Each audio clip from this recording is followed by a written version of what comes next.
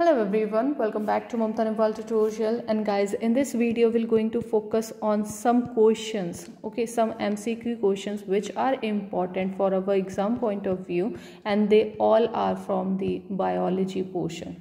So all these questions will be based on the biology subject, and the class will be from 6th to 12th class. All the biology concept which is important from 6th to 12th we will consider in these MCQs. So let's start with the question first. First question is, given below are some structural organs of animals. So there are some organs which we can see in these figures.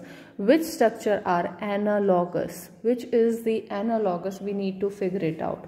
First is the wing of bat. Second is the flipper of penguin. Third is the wing of butterfly, and fourth is the human hand. So these are the four structure. We need to figure it out, like which one is the analogous structure.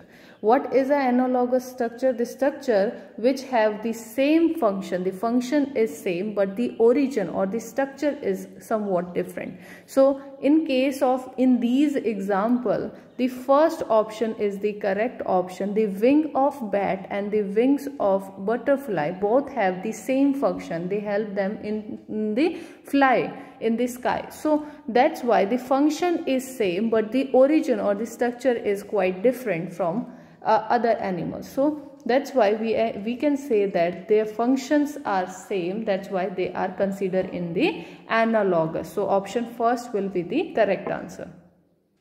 Next question, question number 2. This is quite similar to the first question. What is analog? Analogy refer to the similarity in the analogy. What is the analogic animals, or we can say that the structure. The similarly, what is analogy refer to? It is refer to the similarity of function, as we have seen in the first question. So this is what the answer. The option C will be the correct answer. Now question number 3. According to the evolutionary theory, formation of new species is generally due to. So how a new species will form according to the evolution? A sudden creation by nature.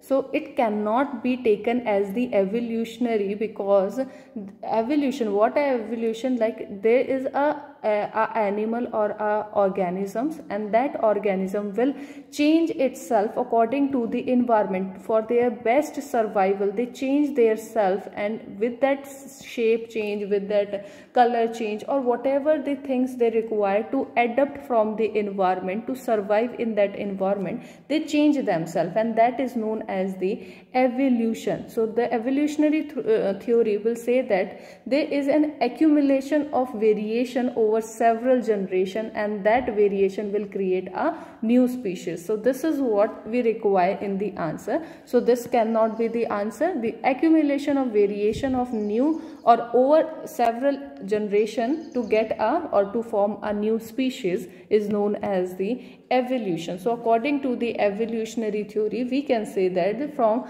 a new species can be generated with the variation which is we are getting from the several generations. So after generation after generation, we get some variations, and that variation is depend on the habitat. In that habitat, the person or the organism is living, and according to survival, to give a best survival in that area, to give the more common or more good features to the next generation.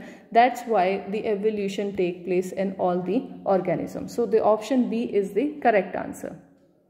Now we'll see question number 4. The two version of traits. And the traits is also known as the character, which are brought in by the male and female gametes are situated on, like the chromosomes on which all these traits are present. So one is getting from the male portion or male body, and another is getting from the female body. This is how the normal zygote formation, when a male as well as a female. This is the female gametes, this is the male gamete. When they fuse together, they will form a zygote, and this is the zygote which we develop into an embryo, and it will give rise to an organism. So this is what our normal sexual reproduction take place. When the sexual reproduction take place, this is the mechanism it happening. Okay, so similarly, from where these traits or character are coming from? Are they coming from the copies of same chromosomes? Are they coming from two different chromosomes, only sex chromosomes, or any chromosomes? So the characteristics which are common, so these are the characteristics. Mainly, let's take an example. This is the characteristics of hair. So length of the hair will be, for the male, the hair length will be hair. So similarly, for female also the hair length should be hair. So that's why if they combine together, they will form a proper zygote, and that proper zygote can have the condition of a hair from the male or can have a condition from the female. So the copies of same chromosomes, they has to be the copies of the same chromosomes. So the correct answer is option number first. Now question number 5. From the list given below, select the characters which can be acquired but not inherited. Okay, so we need to figure it out, which is the acquired. What is the acquired? Acquired means we are acquiring that character from our surrounding. Okay, after birth we are acquiring it from our surrounding or any place where we are living. So that's why it's depend on our lifestyle, what kind of lifestyle we are using. Okay, so that will depend on the acquired. So which of these character is acquired, not the inherited? What is the inherited? Like the genes which we have getted from our parents, that gene will decide our fate. So what kind of character will it? So most of them will be the inherited. Only one of this is we can acquire, like the color of an eye. So eye color is already defined by our gene, so that gene is functional. That's why that color of eye we are getting. So this is an inherited character. This is an inherited character. Similarly, color of skin, this is also an inherited character. We have get that color from our parents. Okay, whatever the genes which is functional, according to that functional genes we have that skin color. But if we take about the example of size of body, if a person is thin and if a person is fat, that means it is not depend on the inheritance, it depend on their lifestyles, what kind of a thing this person ate and what kind of a thing this person eat. So according to their mode of nutrition or according to their lifestyle or habitat, the size of body can be changed. So this is the character which can be acquired from the environment, and nature of hair is also a inherited character. We already get an characters, or we can say that get that gene which is functional, and that's why the hair nature will be decided. Okay, in our fetus, when we are in the fetus stage, we have decided all these things already present in our genes, and that genes is functional. That's why we are having those character. But size of the body is not depend on the genes, it depend on the what kind of things we have acquired after the birth. So option C is the correct answer. Let's do question number 6. Select the group which share maximum number of common characters. We will focus on the common character which is shared by these groups. Okay, what are these groups? These are the taxonomical categories. What are the taxonomical categories? These are like the lowermost category is the species, and above the species we can say that here is the genus, and in the genus we have lots of species into it. Okay, so this is the higher category. So after more or higher to the genus is the family, and above the family is the order, and on the above the order is the class, and above that is the phylum. Okay, and we can also say that division in case of plants, we can say that this is division. Okay, so this is division. If we are taking example of plants, then we can call it as division. If we are taking an example of animals, this will be the phylum, and the topmost is the kingdom. Okay, this is the hierarchy of taxonomy. Okay, what is the categories? We have defined all the organism with this. Okay, so the common character will be more focused on the species. So if we are going down in this direction, the common character will increase their increase in number. If we are going on the upward direction, the common character will be reduced in number. So that's why in the downward direction, what we have species in the downward direction. So we can say that two individuals of a species is having a more common characters as compared to any other phylum or any other family, genus, order, or any other categories. So that's why option A is the correct one. Always whenever we are going from up to the down, from kingdom to the species, the characters, the common characters will be increasing in this direction, in downward direction. Okay, if we are going in upward direction, the variation will be more quite often. Okay, so that's why this answer will be option number A. Next, question number 7. Exchange of genetic material take place in which of this example, where we are taking the reproduction example, where is the genetic material take place, or we can say the exchange of genetic material?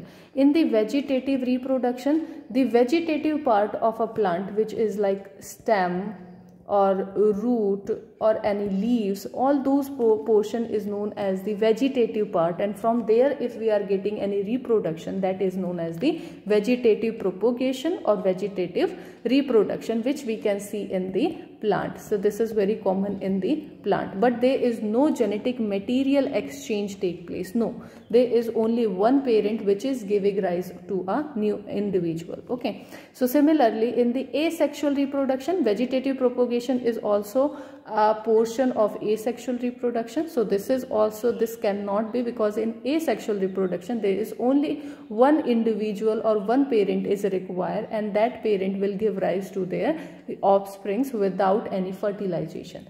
But in case of sexual reproduction, in sexual reproduction we require two gametes. One is the male gamete, one is the female gamete, and when they both fuse together they will form the zygote, and this is how the genetic material will exchange. Some of the genetic material is coming from the male body, some of the coming from the female body, and we are getting the zygote, which is the mixture of both these genetic material. So the exchange of genetic material can be obtained or see in the sexual reproduction. Budding, what is the budding? Budding is also a type of asexual reproduction. So this cannot be the example. So answer option C is the correct answer, sexual reproduction.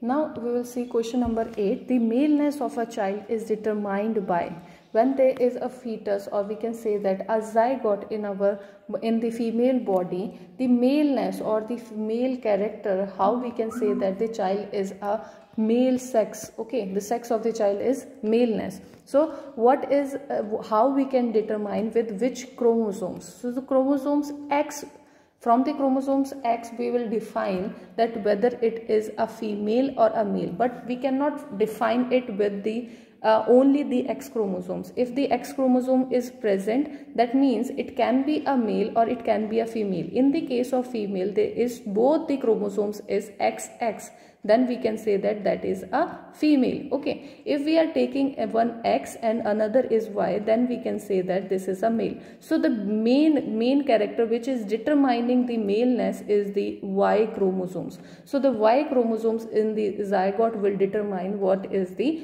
maleness, or the child is of male character or not. If there is present of Y chromosomes, that means it is a male child. If there is no Y chromosomes, only X chromosomes will be there, then that will be the female. So option B will be the correct answer. So guys, these are the all questions in this video. I hope you have understand all these questions. If you have any doubt, if you still have any confusion regarding any of these questions, you can ask me in the comment box. And thank you guys for watching this video.